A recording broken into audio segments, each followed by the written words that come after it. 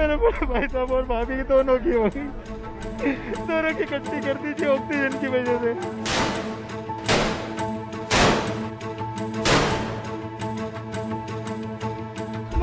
माँ, अब खालिदा उनको ये तो बता दो। जिस पे बीत रही है ये सिर्फ वो ही जान सकता है।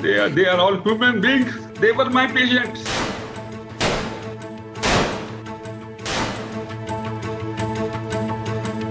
आपको पहले से बताया नहीं था? किसने नहीं बताया?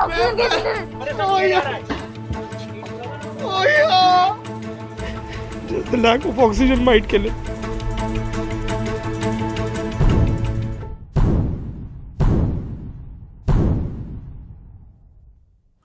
नमस्कार, मैं रवीश कुमार। क्या आप बिल्कुल ऐसे किसी को नहीं जानते जो दूसरी लहर के समय ऑक्सीजन के लिए मारे मारे फिर रहे थे? बिल्कुल भी ऐसे किसी को नहीं जानते जिनकी मौत अस्पताल के भीतर ऑक्सीजन की सप्लाई ठप हो जाने के कारण हुई। फिर सोशल मीडिया पर ऑक्सीजन सिलेंडर और ऑक्सीजन बेड मांगने वाले वे लोग कौन थे? मोदी सरकार की स्वास्थ्य राज्य मंत्री डॉक्टर प्रवीण भारती पवार के एक जवाब ने आप सभी को फेक न्यूज में बदल दिया है। पहले फेक न्यूज ने आपको बदला, अब आपको ही फेक न्यूज में बदल दिया गया है। क्या राज्य सरकारें लिखकर दे देंगी तो उसे संसद में जस का तस रख दिया जाएगा? जिस संसद को जनता की आवाज कहा जाता है, क्या यह वाकई जनता की आवाज है कि कोरोना की दूसरी लहर में ऑक्सीजन की कमी से किसी की मौत नहीं हुई? तो जो ऑक्सीजन की सप्लाई कम होने से अस्पतालों में तड़प कर मर गए वो कौन थे? क्या वे फेक न्यूज थे? एक काम कीजिए, अपने घर में परिवार के सभी सदस्यों के साथ दीवार की तरफ मुंह कर खड़े हो जाइए। जोर जोर से 101 बार चिल्लाइए कि हाँ हाँ, स्वास्थ्य मंत्री की बात बिल्कुल सही है, ऑक्सीजन की कमी से कोई नहीं मरा है, ऑक्सीजन की कमी से कोई नहीं मरा है। उसके बाद कमरे से निकलकर बाहर सड़क पर आ जाइए। जोर जोर से बड़बड़ाते हुए भागने लगिए कि भारत में ऑक्सीजन की कमी से कोई नहीं मरा है। Upper the Gadgad the annex the Bedhiana the Moong the Dal of the Laltain. Upper the Gadgad the annex the Bedhiana the Moong the Dal of the Pakistan government. Upper the Gadgad the annex the Bedhiana the Moong the Dal of the Toba Tek Singh government. Upper the Gadgad the annex the Bedhiana the Moong the Dal of the Pakistan and Hindustan of the Durfite Moong. Upper the Gadgad, upper the Gadgad, upper the Gadgad. इस तरह बड़बड़ाते हुए पेड़ पर चढ़ जाइए और ऐलान कर दीजिए कि मैं ना अखबार पढ़ना चाहता हूं, ना न्यूज चैनल देखना चाहता हूं, मैं दरख्त पर ही रहना चाहता हूं। पेड़ पर ऑक्सीजन की कमी नहीं है और ऑक्सीजन की कमी से कोई नहीं मरा है। अंदर से इतना गुस्सा आता है कि मतलब क्या कर दूंगा, मैं समझ नहीं आता। मैं बहुत कुछ कर सकता हूँ, मैं पागल हो जाऊंगा। मेरे मॉम डैड भी जानते थे मैं कुछ भी कर सकता हूँ और मैंने कर भी रखा। मैं पागल हो जाता हूँ, मेरे को समझ नहीं आता मैं क्या कर रहा हूँ। अब ये गवर्नमेंट पता नहीं क्या कर रही है, क्यों हॉस्पिटल्स वालों को बचा रही है। हो जान दो, लोग हो रहे हैं तो गलती करिए तो लोग होंगे ना हॉस्पिटल। जब वो कह रहे ऑक्सीजन है हमारे पास, तो ऑक्सीजन था तो इतने पेशेंट्स की डेथ क्यों हुई? तो झूठ बोल रहे आ रहे अपने सरकार को बचाने के चक्कर में। अभी इस टाइम पे भी इनको पॉलिटिक्स दिख रही है। ये नहीं दिख रहा कि देश बर्बाद हो रहा है। इनके पास फैसिलिटीज़ कुछ है नहीं। ये अपने आप पॉलिटिक्स के चक्कर में सब कितनी फैमिलीज बेघर हो गई हैं। हर कोई फैमिली वाला अपने मेंबर से अभी मिल के जा रहा, कोई आधे घंटे पहले मिल के जा रहा, कोई 15 मिनट पहले मिल के गया। उनको कॉल आता है कि एक बार आ जाओ, एक बार आ जाओ, और डेड बॉडी दिखाते हैं सबको उनकी। और वहाँ भी आपको बताया कि ऑक्सीजन नहीं थी? हाँ जी, यही बोला डॉक्टर ने कि ऑक्सीजन नहीं था वहाँ पे। जब से लोगों ने सुना कि दूसरी लहर में ऑक्सीजन की कमी से कोई नहीं मरा, हर दूसरा आदमी मंटो के टोबा टेक सिंह की तरफ बड़बड़ा रहा है। वह सच और झूठ के पाले में जाने से घबरा रहा है, बड़बड़ाने लगा है। लोग भूल गए हैं कि अप्रैल और मई के महीने में दिल्ली और देश के दूसरे हिस्सों में ऑक्सीजन की कमी से लोग मरने लगे थे। बत्रा अस्पताल में ऑक्सीजन की कमी से 12 लोगों के मरने की खबर सिर्फ अखबार की खबर नहीं थी जो रद्दी में बदल गई। जिन 12 लोगों की मौत तड़पने से हुई, उनके परिजन आज भी सिसक रहे हैं। जयपुर गोल्डन अस्पताल में ऑक्सीजन की सप्लाई बंद हो जाने से 25 लोगों की मौत की खबर आज भी परिजनों के जहन में गूंज रही है। गंगाराम अस्पताल में भी 25 लोगों के ऑक्सीजन की कमी से मरने की खबर आई थी।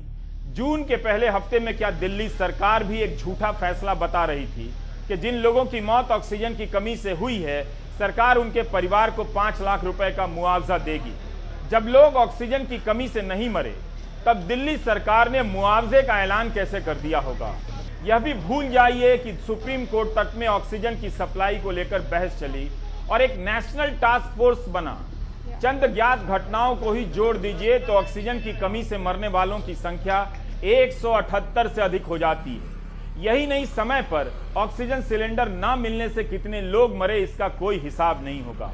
क्या मई के महीने में एक रविवार इंडियन एक्सप्रेस की यह रिपोर्ट भी झूठी छपी जिसमें उन लोगों का ब्यौरा छपा है जिनकी मौत ऑक्सीजन की कमी से हो गई। इन सब के नाम, इन सब के चेहरे क्या झूठ हैं। 49 साल के ऑटो रिक्शा चालक चिरंजीत गेरा की मौत ऑक्सीजन की कमी से हुई।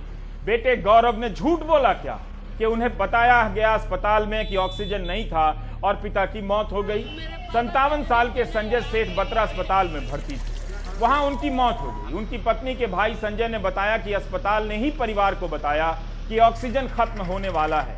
संजय सेठ की मौत लापरवाही से हो गई।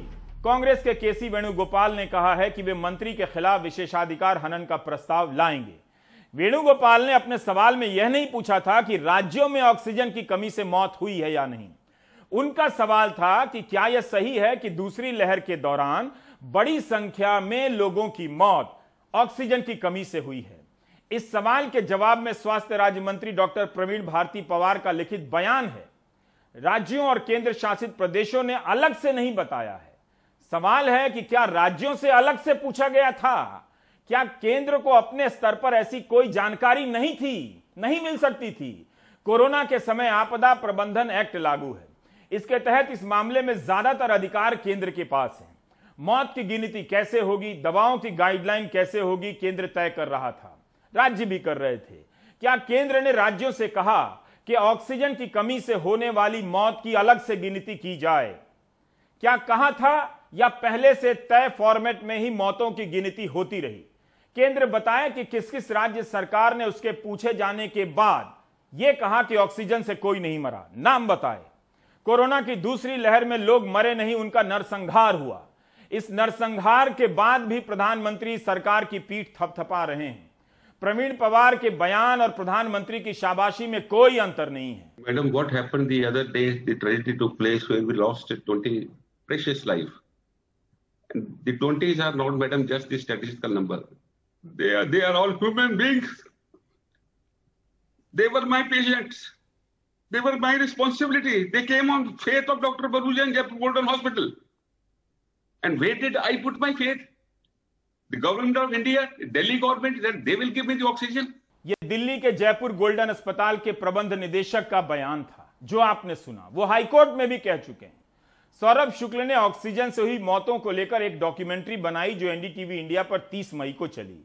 इस डॉक्यूमेंट्री के लिए सौरभ ने बत्रा अस्पताल के डॉक्टर SCL गुप्ता से बात की जो मेडिकल डायरेक्टर है। मूलचंद अस्पताल की मेडिकल डायरेक्टर डॉक्टर मधु हांडा ने भी माना था कि ऑक्सीजन कम हो गया था। और 1 बजे के आसपास जो हमारा सिस्टम था वो कोलैप्स कर गया।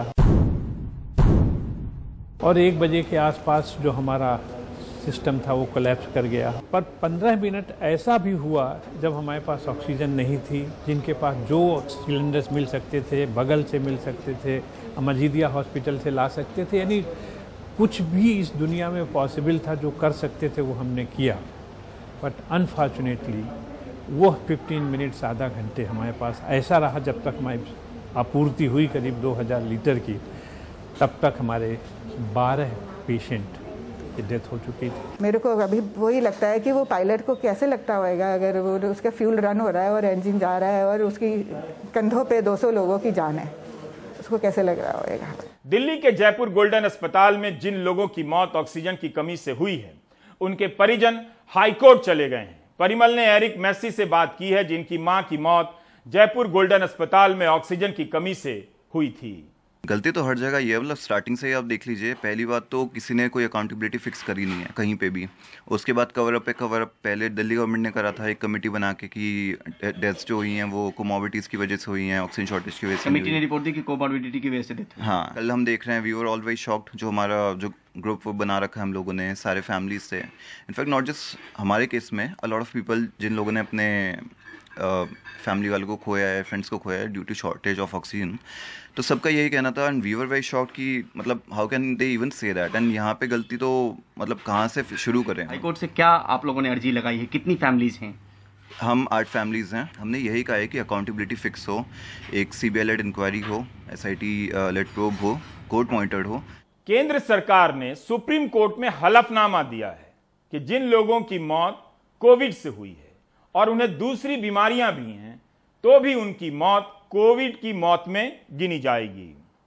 हम और आप नहीं जानते हैं कि राज्य सरकारें मौतों की गिनती केंद्र को किस रूप में भेज रही हैं। क्या बीमारियों को अलग अलग श्रेणियों में बांटकर मौत का डेटा भेजा जा रहा है? केंद्र राज्यों से केवल कुल मौतों की संख्या मांगता है, या राज्य समय समय पर अपने फॉर्मेट में नए कारणों को भी जोड़ते हैं कि इन कारणों से भी कोविड के मरीज की मौत हुई है? क्या आपकी तरफ से, दिल्ली सरकार की तरफ से कोई रिपोर्ट शेयर की गई है, कोई डेटा शेयर किया गया सेंटर के साथ में कि इतनी मौत हुई है ऑक्सीजन की कमी की वजह से? देखिए, डाटा को फिक्स करने के लिए तो कमेटी बनाई थी ना। अच्छा। अब मान लो मैं कह दूं कि ये इतने नंबर ऑफ डेथ हुई, फिर आप मुझसे उनका नाम पूछेंगे, उनका एड्रेस पूछेंगे, किस अस्पताल में हुई थी, कब हुई थी, तो सारी चीज़ें फैक्ट आते ना। जिस कमेटी को हमने इसी काम के लिए बनाया था, जिसको केंद्र सरकार ने LG साहब से भंग करा दिया। और क्या केंद्र सरकार की तरफ से कोई डेटा मांगा गया इससे संबंधित, क्या कुछ रिकॉर्ड मांगे गए हों कि जिससे पता चल सके कि ऑक्सीजन की कमी से ये स्थिति बनी थी देश के अंदर? अगर वो मांगना होता तो कमेटी क्यों भंग कराते? अगर उनको इसकी जानकारी चाहिए होती, अगर वो इतने ट्रांसपेरेंट होते, अगर उनको ये डिक्लेयर नहीं करना होता कि कोरोना में एक भी ऑक्सीजन की डेथ नहीं हुई। देखो, ये तो जनता को भी पता, आपको भी पता है। क्या केंद्र ने राज्यों से सवाल पूछा कि ऑक्सीजन से कितने मरे हैं, या जो कुल संख्या पहले से भेजी गई उसी को जवाब मान लिया गया?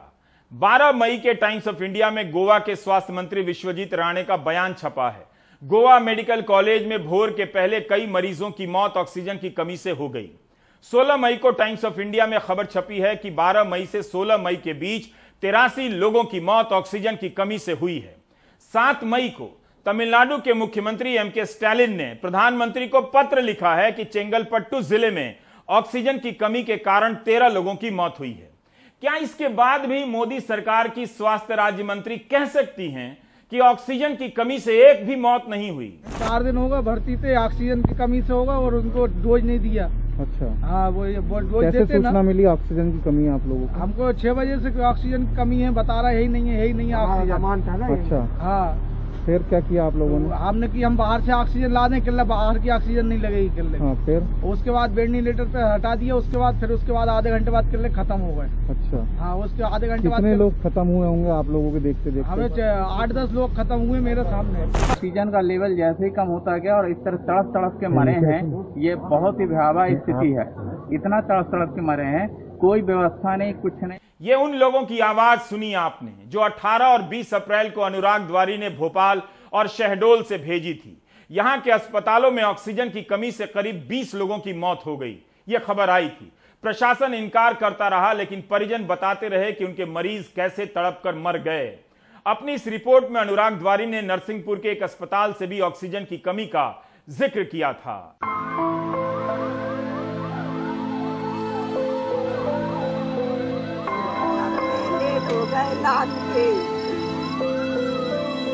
चार दिन होगा भर्ती थे, ऑक्सीजन की कमी से होगा और उनको डोज नहीं दिया। ये लोग झूठे हैं, ऐसा केंद्र और राज्य सरकारें मानती है। भोपाल के हेमंत और सोनी कुशवाहा झूठे हैं, जिनके माता पिता के हफ्ते भर में मौत हो गई।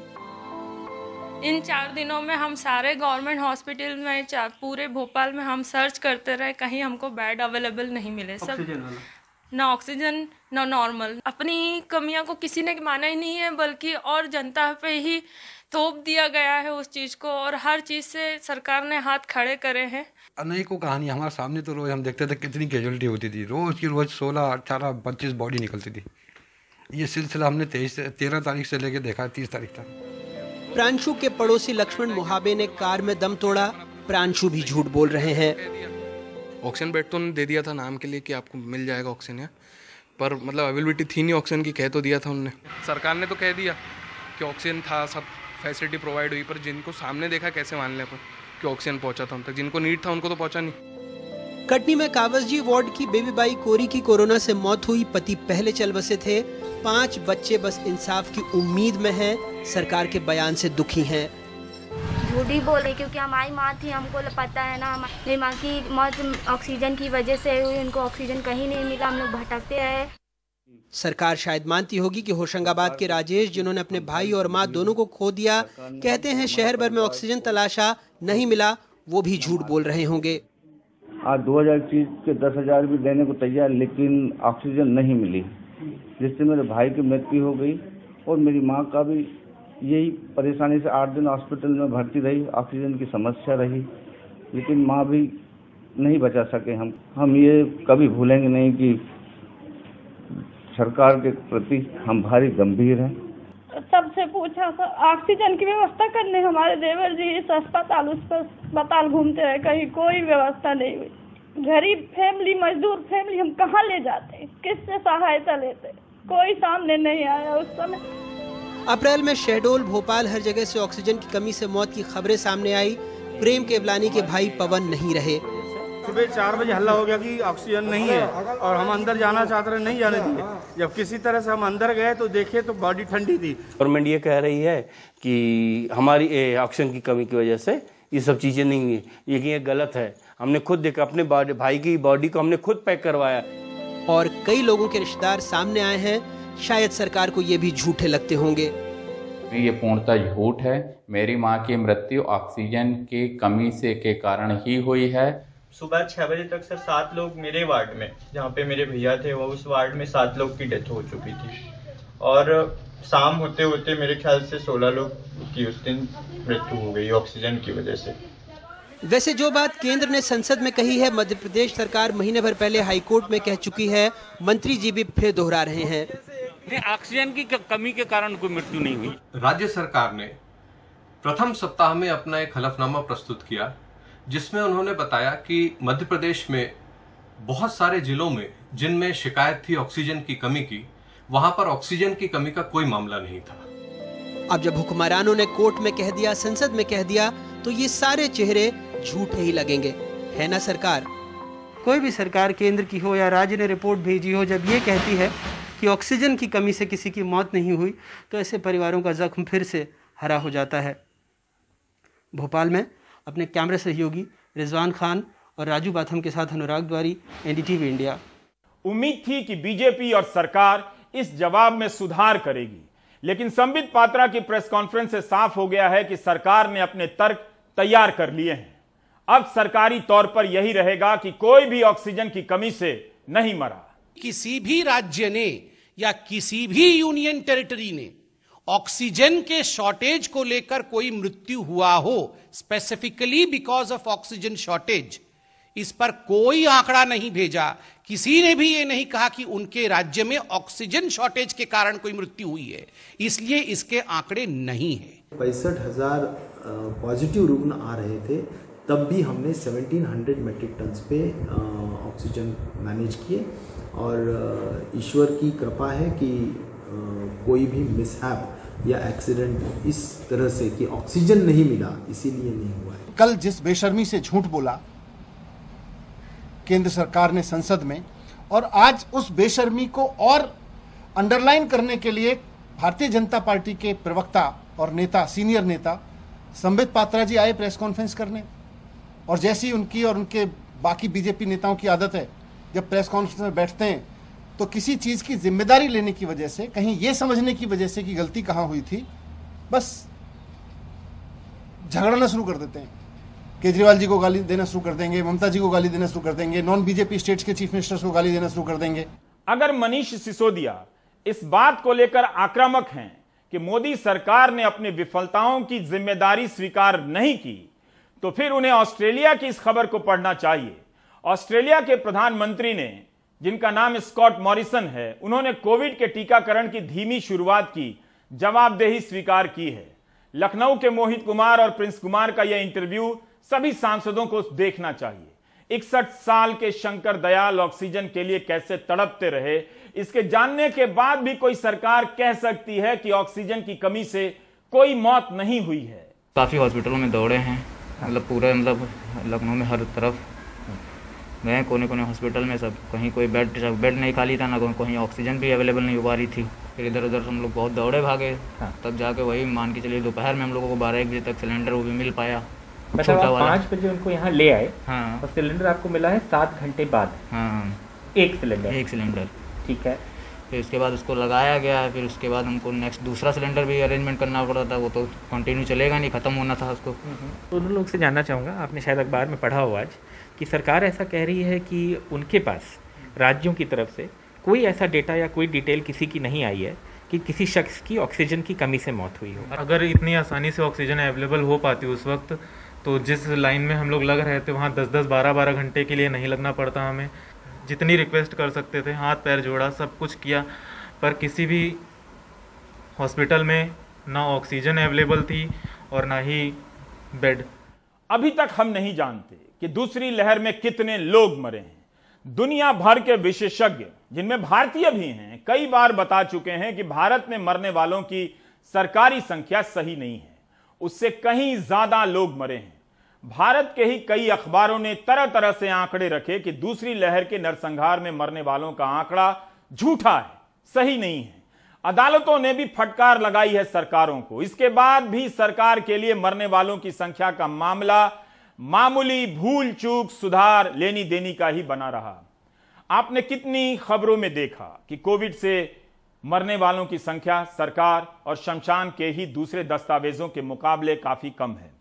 अरविंद सुब्रमण्यन तो भारत के ही आर्थिक सलाहकार रहे हैं, आर्थिक सर्वेक्षण की रिपोर्ट तैयार की है। अभिषेक आनंद हार्वर्ड यूनिवर्सिटी के हैं और जस्टिस सेंडुफर, इन तीनों ने मिलकर एक आंकड़ा तैयार किया है। इन आंकड़ों को लेकर 3 तरह से अध्ययन किया गया है।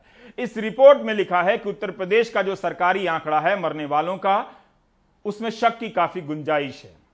सरकारी संख्या तो यही है पूरे भारत की कि कोविड से भारत में 4.25 लाख से कम लोग मरे हैं, लेकिन अरविंद, अभिषेक और जस्टिन की रिपोर्ट बताती है कि एक संभावना, एक आकलन के अनुसार 34 लाख मरे हैं और एक आकलन के अनुसार 47 लाख से अधिक लोग भारत में मरे हैं कोरोना से। सोचिए, 47 लाख लोगों की मौत हुई है और बताया जा रहा है 4.25 लाख। 40 लाख लोगों का हिसाब नहीं मिल रहा। अभी तक मरने वालों की संख्या को लेकर सवाल ही उठ रहे हैं, जवाब नहीं आ रहा। जब मरने वालों की संख्या 47 लाख से 4 लाख की जा सकती है, तो इसका मतलब है अब फेक न्यूज का काम खत्म हो गया। लगातार प्रोपेगेंडा से लोगों की यह हालत हो गई है कि वे अब दूसरी सूचनाओं को स्वीकार ही नहीं कर पाएंगे। शॉर्ट सर्किट हो जाएगा। दिमाग वही स्वीकार करने लगा है जो व्हाट्सएप यूनिवर्सिटी कहती है। इसलिए अब आपको किसी न्यूज की जरूरत नहीं है।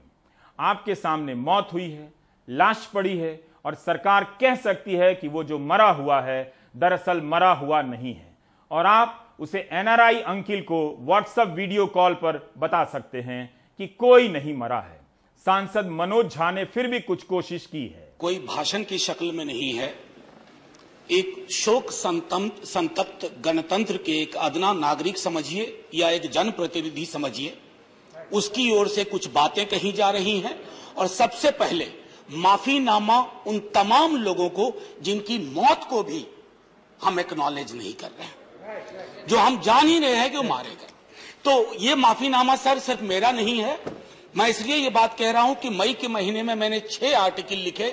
संसद चल नहीं रही थी, कहां अपनी शिकायत ले जाते, किससे कहते। मुझे भाजपा के मित्रों ने, कई साथियों ने कॉल किया, बधाई दी। मैं उनका भी एहतराम करता हूं और कहता हूं कि ये भरोसा इस सदन का है कि हम सबको एक साझा माफीनामा उन लोगों के नाम भेजना चाहिए जिनकी लाशें गंगा में तैर रही थी। किसी ने कह दिया ये, किसी ने कह दिया वो। सर, दूसरी चीज, मैंने कल सेक्रेटरी जनरल साहब से ही बात करने की कोशिश की, बाकी जगह भी। किसी 2 सत्र के बीच में सर 50 लोगों की ऑबिचुअरी आज तक कभी नहीं हुई संसदीय इतिहास में। राजीव सातव की उम्र थी जाने की इस दुनिया से। रघुनाथ महापात्रा जब मिलते थे गले लगाते थे, बोलते थे जय जगन्नाथ। अचानक में वो नहीं है। ये पीड़ा व्यक्तिगत है, आंकड़ा मैं नहीं कहना चाहता हूं, मेरा आंकड़ा, तुम्हारा आंकड़ा। अपनी पीड़ा में आंकड़ा ढूंढिए। एक व्यक्ति नहीं है इस देश में, इस सदन में, सदन के बाहर, उस सदन में जो ये कहे कि उसने किसी जानने वाले को ना खोया हो। सर, पीड़ा कह सकता हूं। ऑक्सीजन के लिए लोग फोन करते थे, हम अरेंज नहीं कर पाते थे। लोग समझते हैं सांसद है, ऑक्सीजन पिछा देगा। 100 फोन में पूरे दिन में शाम को बैठ के देखते थे, सक्सेस रेट 2, सक्सेस रेट 3। हमको कौन सा आंकड़ा कोई बताएगा साहब? हमको नहीं, किसी आंकड़े की बात नहीं करनी है। हमें देखना है कि जो लोग गए वो जिंदा दस्तावेज छोड़ के गए हैं हमारे फेलियर का। मैं आपकी बात नहीं कर रहा हूं साहब, आप कहिएगा 70 साल में कुछ नहीं हुआ, मैं उसमें जाना ही नहीं चाहता। ये कलेक्टिव फेलियर है 47 से लेकर अब तक की सारी सरकारों का। क्या बना दिया हमने? मुझे पता नहीं था कि अस्पताल और ऑक्सीजन का क्या रिश्ता होता है सर। ईमानदारी से कहता हूं, मैं मेडिकल बैकग्राउंड से नहीं आता हूं। सुबह से लोगों को दिखता था ऑक्सीजन ऑक्सीजन रेमडेसिविर, मैं तो दवाइयों के नाम तक शुरू में सर प्रोनाउंसिएशन चेक किए कि कैसे उच्चारण करूंगा। ये हालत है। और तब हम आंकड़ों की बात कर रहे हैं, तब हम ये बात कर रहे हैं थैंक यू फलाना साहब, चिलाना साहब। सर मैं यहां से निकलता हूं, बहुत बड़ा विज्ञापन लगा हुआ है, मुफ्त वैक्सीन, मुफ्त राशन, मुफ्त इलाज। सर एक मिनट, मैंने किसी नहीं, please I don't want my time. मैं किसी दल की ओर से आज नहीं बोल रहा हूं, मैं दावे के साथ कहता हूं मैं लाखों लोगों की ओर से बोल रहा हूं जो यहां बोलना चाहते हैं। अब मेरी बात सुनिए, आज शिकायत नहीं कर रहा हूं आपसे, ये वेलफेयर स्टेट है ना। एक साबुन की टिकिया अगर कोई गरीब गांव में खरीद रहा है ना सर, तो अडानी अंबानी के बराबर का करदाता है। आप उसको कह रहे हो मुफ्त वैक्सीन, मुफ्त इलाज, मुफ्त राशन। नहीं साहब, कुछ मुफ्त नहीं है, उसका स्टेट है, इस वेलफेयर स्टेट का कमिटमेंट है। उसको आप डिनाइग्रेट मत करिए, डेमोनाइज मत करिए, उसे बौना मत बनाइए, ये आग्रह है मेरा। बहुत बड़ी बड़ी बातें नए नए कानून की हो रही है। राइट टू हेल्थ की बात क्यों नहीं करते हम लोग? राइट टू हेल्थ, स्वास्थ्य का अधिकार, उसमें कोई किंतु परंतु लेकिन परंतु नहीं, सीधे तौर पे स्वास्थ्य का अधिकार constitutionally guaranteed. Right to life के साथ लिंक करिए, किसी अस्पताल की मजाल नहीं होगी कि वो उस खिलवाड़ कर पाए उस राइट टू लाइफ का। करना नहीं चाहते। राइट टू वर्क, उस पर काम करिए। पॉपुलेशन को लेकर के बहुत बातें हो रही हैं साहब, डेमोग्राफी को डेमोग्राफर्स को छोड़ दीजिए, बड़ा संश्लिष्ट विज्ञान है, लेकिन ये हम कर सकते हैं इस सदन और उस सदन में। Right to life, right to work पर लेजिस्लेशन लाइए ताकि कोई आपदा आए। अभी तो हमारे लीडर ऑफ हाउस नहीं है, नए नए बने हैं, उनसे मैं कहता जब वो रेल मंत्री थे, हॉस्पिटैलिटी सेक्टर के लोगों को निकाल दिया गया। इसी कोरोना काल में मैंने लगातार आवाज उठाई, कोई सुनने वाला नहीं है सर, कोई नहीं सुन रहा। अगर आप सांसद की नहीं सुन रहे हैं तो जो छोटे अदना संविदा वाले नौकरी से निकाले गए उसकी कौन सुनेगा सर। एक और अद्भुत चीज हुई इसी कोरोना के दौरान, माननीय उपसभापति महोदय, जब हाहाकार मचा हुआ था हॉस्पिटल के लिए, आईसीयू बेड्स के लिए, दवाइयों के लिए, यह हाहाकार जब मचा हुआ था, उस दौर में सर कई चीजें हुई, जिसमें से एक जो महत्वपूर्ण चीज मैं जिसका जिक्र करूंगा, उस हाहाकार में सरकारें, मैं सिर्फ केंद्र को नहीं कह रहा हूं, कई राज्य सरकारें भी नदारत थी। वो 1.5 महीना कैसे बिताया है इस मुल्क ने। हमारे सदन के कोई लोग बड़े मुश्किल से बच के आए, मैं नाम नहीं लूंगा। पूरे देश ने वो वक्त कैसे बिताया है, नाइटमेयर की तरह लगता है सर, डरावना लगता है। एक मेरा स्टूडेंट पढ़ा है, वह 37 साल का, हॉस्पिटल का बेड जब तक मैंने अरेंज किया वो दुनिया छोड़ के जा चुका था। मैं इसलिए बार बार इसको इसलिए ये कह रहा हूं कि इसमें व्यक्तिगत पीड़ा को ढूंढिए, तब हम इसका निदान ढूंढ पाएंगे। मेरी नाव तुम्हारी नाव, मेरा काल तुम्हारा काल, ये तो बहुत कुछ हुआ, इस भौकाल से आपको कुछ हासिल नहीं होगा। उस बीच में कहा गया कि सरकारें फेल नहीं की, सिस्टम फेल कर गया। अरे साहब, ये सिस्टम कौन क्या है? बचपन से सुनते थे कि सिस्टम के पीछे व्यक्ति होता है, सिस्टम के पीछे एक संरचना होती है। अगर वो सिस्टम फेल किया है, चाहे दिल्ली में या किसी गांव की गलियों में, तो वहां की सरकारें फेल की। सिस्टम का नाम इसे मत दीजिए, क्योंकि यही वो सिस्टम बनाते हैं। मैंने एक शिकायत नहीं की सर, किसी से नहीं, किससे शिकायत करेंगे? आहत हूं, जगाना चाहता हूं स्वयं को भी, आपको भी, क्योंकि अगर गंगा में तैरती लाशें, सर जिंदगी में डिग्निटी चाहिए, मौत में उससे बड़ी डिग्निटी चाहिए। हमने अनडिग्निफाइड डेथ को विटनेस किया है, और अगर हमने इसको दुरुस्त नहीं किया सर, आने वाली सदियां माफ नहीं करेगी। आप बड़े बड़े इश्तहार छपवाओ, अखबारों के 4 पन्ने रंग दो, फलाना थैंक यू सर, इतिहास को थैंक यू कहने का मौका मिलना चाहिए। धन्यवाद। जय हिंद साहब। प्रधानमंत्री मोदी ने अपनी पार्टी के सांसदों से कहा है कि लोगों को सच बताते रहें, वरना झूठ जगह ले लेगा। क्या प्रधानमंत्री इसी सच की बात कर रहे हैं कि ऑक्सीजन की कमी से कोई नहीं मरा? फिर तो प्रधानमंत्री का सच फैल ही जाना चाहिए और जल्दी ही कानून बनाकर सारे झूठ को सच घोषित कर देना चाहिए। सत्य को भी आराम मिल जाएगा। बाकी आप ब्रेक ले लीजिए।